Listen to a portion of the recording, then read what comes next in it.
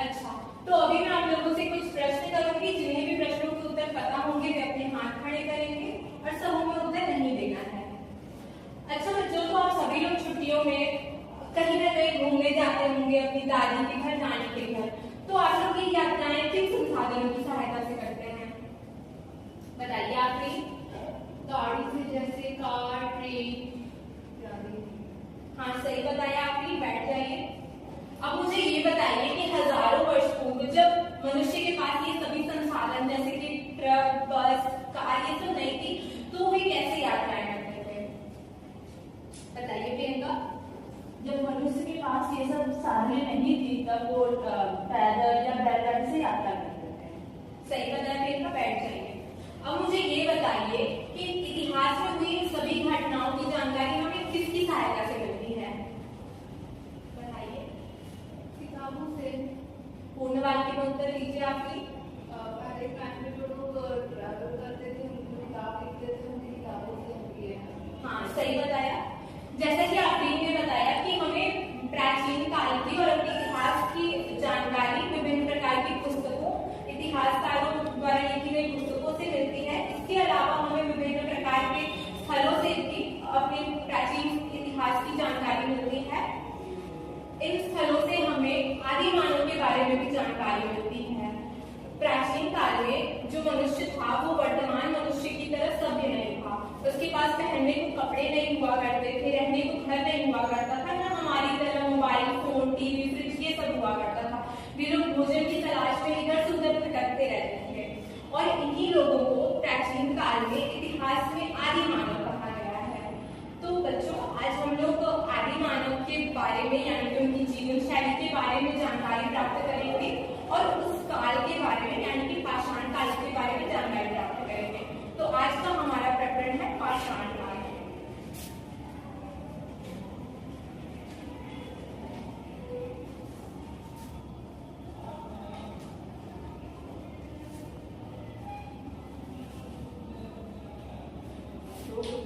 बच्चों, आज का हमारा प्रकरण है पाषाण काल।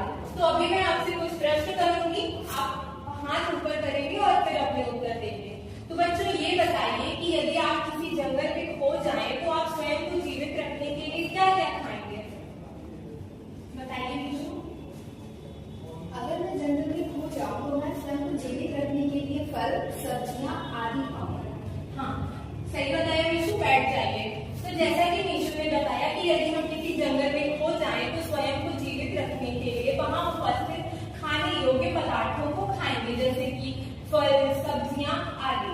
इसी प्रकार आदि मानव भी जंगलों में भोजन की तलाश में इधर उधर घूमता रहता था, क्योंकि वर्तमान समय की तरह उसके पास हमारी तरह खाद्य पदार्थ, पके हुए खाने ये सब मौजूद नहीं होते थे।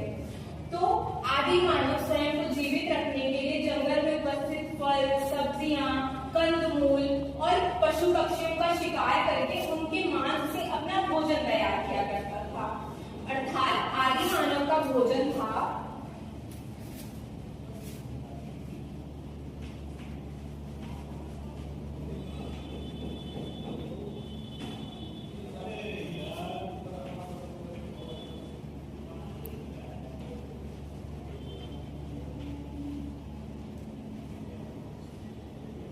आदि मानव का भोजन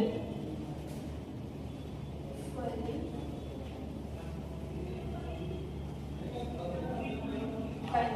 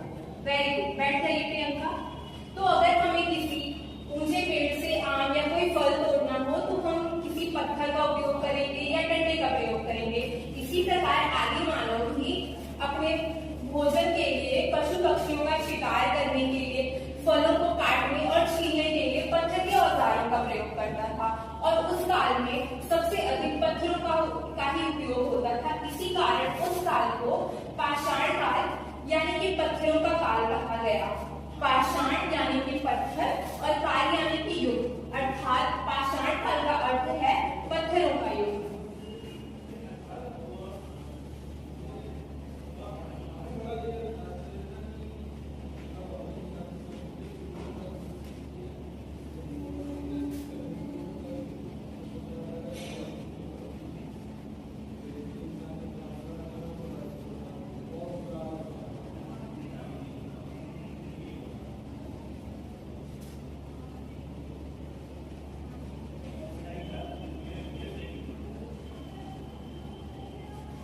तो बच्चों, पाषाण काल का अर्थ है पाषाण यानी कि पत्थर और काल यानी कि युग, अर्थात पत्थरों का युग।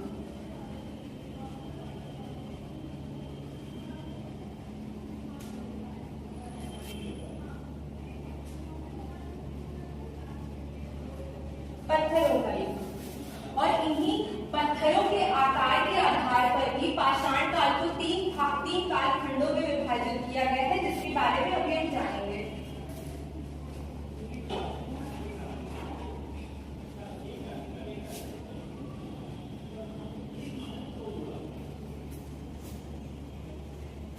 इस चार्ट को ध्यान से देखिए और बताइए कि पाषाण काल को कितने भागों में विभाजित किया गया है। बताइए अंशिका।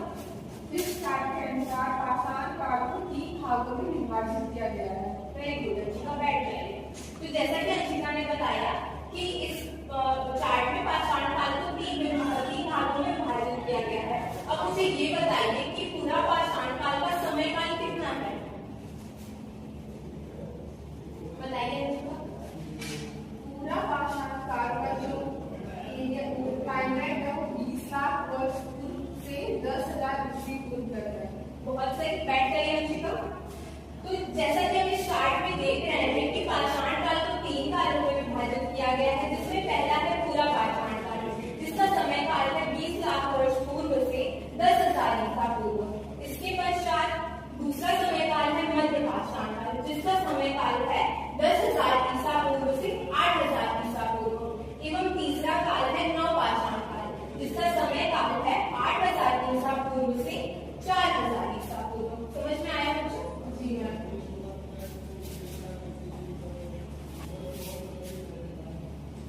अब इस चार्ट को, इस चित्र को ध्यान से देखिए बच्चों। अगर ये पत्थर आपके पास आ जाए तो आप इनसे क्या क्या कर सकते हैं? बताइए, बताइए प्रियंका। इन पत्थरों से हम फल तोड़ सकते हैं और क्या क्या कर सकते हैं? फल को छील सकते हैं, उसको काट सकते हैं। हाँ, सही बताया। बैठिए प्रियंका। आप बताइए विशु। इन पत्थरों के माध्यम से हम आग जला सकते हैं। हाँ, ठीक बताया विशु, बैठ जाइए। तो जैसा कि आप लोगों ने बताया कि इन पत्थरों की सहायता से हम अनेक कार्य कर सकते हैं। ये पूरा पाषाणकालीन पत्थर के औजार हैं, जिनका प्रयोग आदि मानव शिकार करने के लिए, फल तोड़ने के लिए इत्यादि कामों के लिए किया करते थे। आप जैसा कि देख रहे हैं, इन पत्थरों का कोई निश्चित आकार नहीं है, ये बेडौल है और यही इस काल के पत्थरों की विशेषता है। इस काल के पत्थर खुरदुरे, बेडौल और अनिश्चित आकार के होते थे, जिनकी सहायता से आदि मानव अपने भोजन के लिए पशु पक्षियों का शिकार किया करता था, फलों को तोड़ा करता था और भी बहुत सारे काम किया करता था। समझ में आया आप लोगों को? जी हाँ। तो पूरा पाषाणकालीन पत्थरों की विशेषता है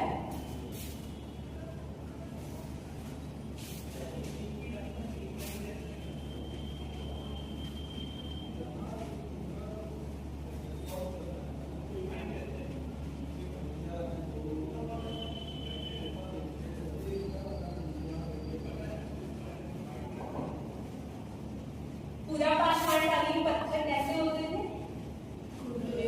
बेडौल,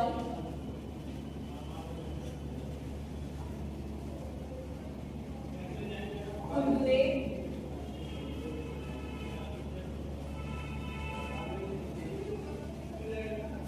और यही उस काल के पत्थरों की विशेषता थी।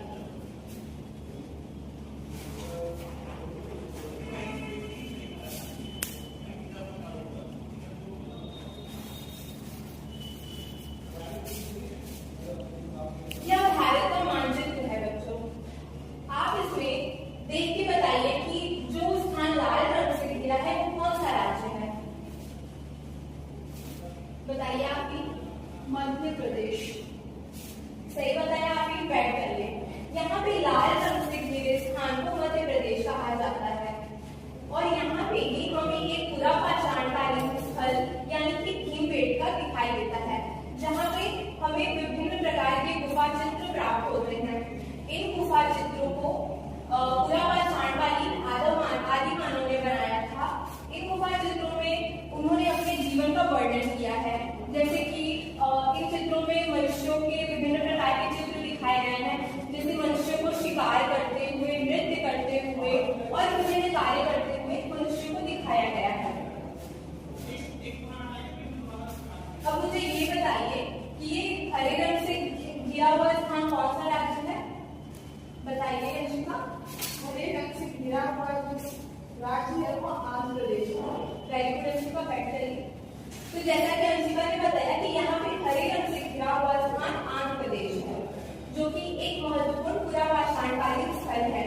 यहाँ आंध्र प्रदेश में कुरनूल गुफा स्थित है, जहाँ से हमें राख के अवशेष प्राप्त हुए थे।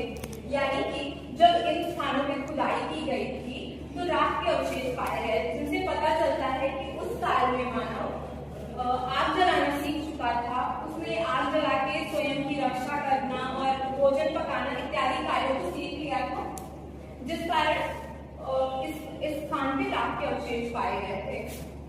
अब आप मुझे स्टार्ट को देख के बताइए कि पत्थर के औजार किस स्थान से पाए गए? बताइए प्रियंका। कर्नाटक के मुस्बी से। हाँ, वेरी गुड, बैठ जाइए प्रियंका। तो जैसा कि हम इस चार्ट में देख रहे हैं कि कर्नाटक के कुंसकी से हमें पत्थर के औजार पाए, औजारों के अवशेष मिले।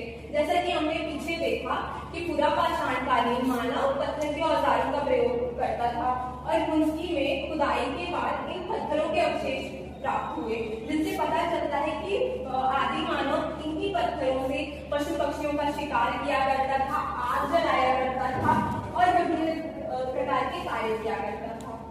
तो आप लोगों को समझ में आया बच्चों? तो बच्चों, आज हमने आदि मानव, उनकी जीवन शैली, उनके रहन सहन के बारे में जाना।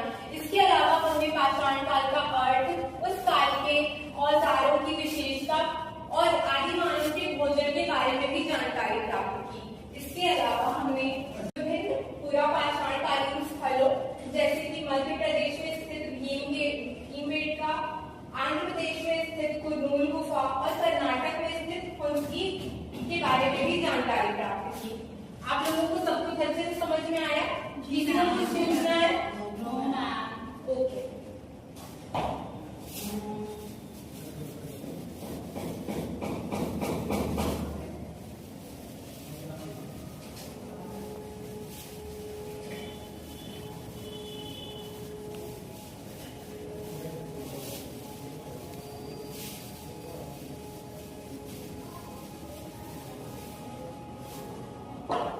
अब मैं प्रश्न पूछूं आप लोगों से?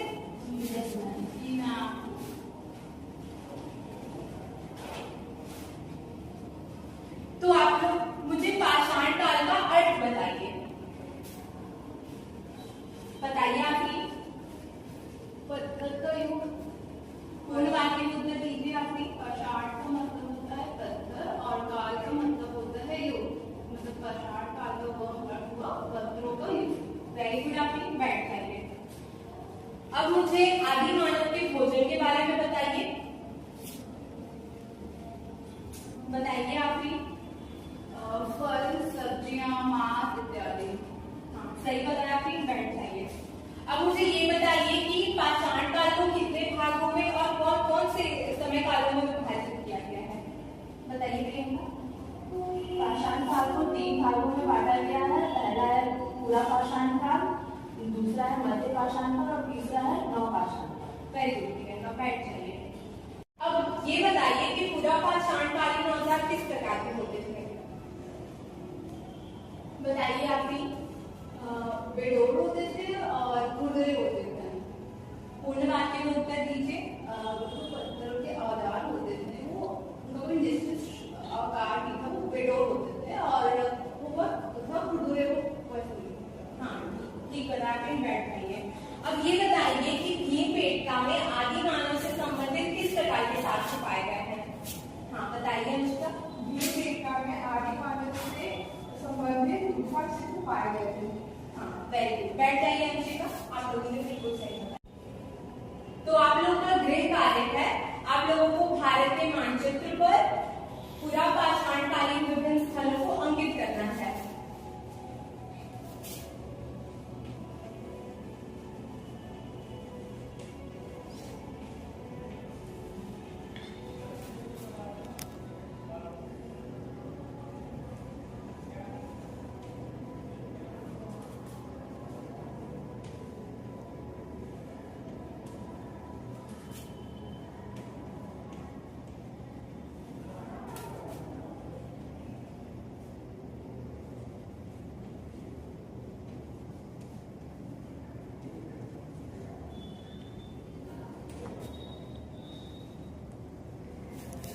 भारत के मानचित्र पर पूरा पाषाण